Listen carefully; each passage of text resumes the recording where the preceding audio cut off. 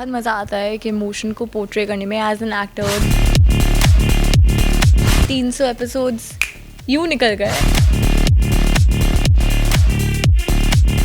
Emotional burden बहुत ज़्यादा हो जाता है कभी कभी। I was genuinely not expecting he kiss me. Please गसल का पर्दाफाश करो, please expose Hina.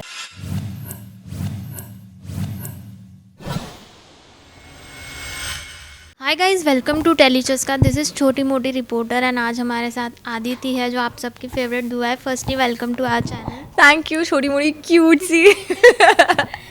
So you know show has completed 300 episodes. How would you share your excitement because काफ़ी इमोशनल टर्मोइल से भी आप गुजरी है शो में, जो भी आपने कैरेक्टर प्ले किया है. What do you have to say about it?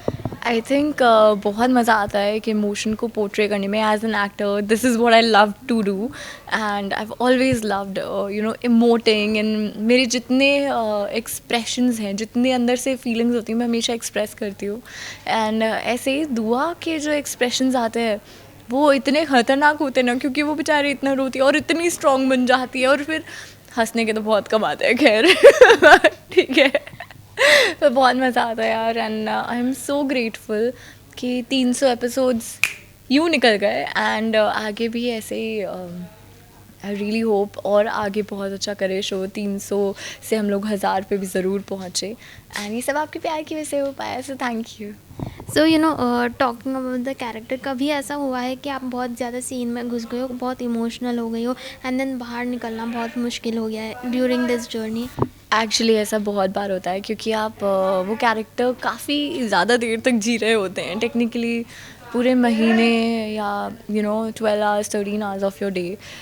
And emotional burden बहुत ज़्यादा हो जाता है कभी कभी। And I am a very emotional person, तो बहुत बार ऐसा होता है कि सीन ऐसा चल रहा है जिसकी वजह से मेरा एक्चुअली मूड ख़राब है। And then whenever I talk to my friends और फैमिली, आई एम लाइक पता नहीं मूड अच्छा नहीं है। So then later I reconnect with myself. It is because the scenes have been happening in such a way, and it's so much of emotional drama, trauma, everything happens. And as an actor आपके emotions ही आपका औजार है and आप use कर रहे हो उन emotions को। तो emotions ऐसा तो नहीं बस ग्लिसरीन लिया या बस ऐसे ही हंसे और हो गया।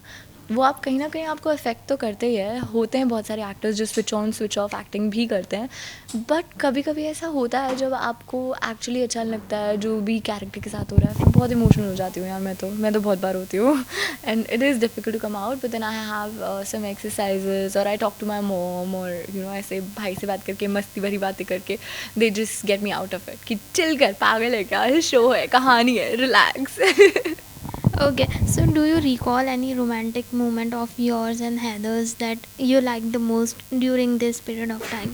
यार ऐसे बहुत सारा रोमांस हमारा नहीं दिखाया, बहुत सारा हो सकता था, अभी फ्लैशेस में दिखा रहे हैं। तो ऐसे बहुत क्यूट क्यूट छोटे छोटे फ्लैशेस आते हैं। वन ऑफ विच वाज हम लोग इधर डाइनिंग टेबल पे बैठे थे and I cooked for Haider and वो बहुत मिर्ची वाला था, तो पानी पिलाते हैं and then he is feeding me. तो ऐसे एक्सीडेंटली उसमें एक्चुअली बहुत क्यूट क्यूट इम्प्रॉम्प्टू सीन्स हो जाते हैं जो मेरे और करण की केमिस्ट्री की वजह से कि जैसे एक था कि वो ऐसे दिखा कि उधर देख। And I was genuinely not expecting he kiss me. मैं वॉज जेन्युइनली लाइक कि कट हो गया है शायद और कुछ हुआ होगा, उधर देखने को बोल रहा है। And I saw and he kissed me on my cheek. तो आई थिंक वो बहुत इम्प्रॉम्प्टू, वो बहुत क्यूट दुआ है, इधर मोमेंट्स निकलते हैं which are very cute honestly.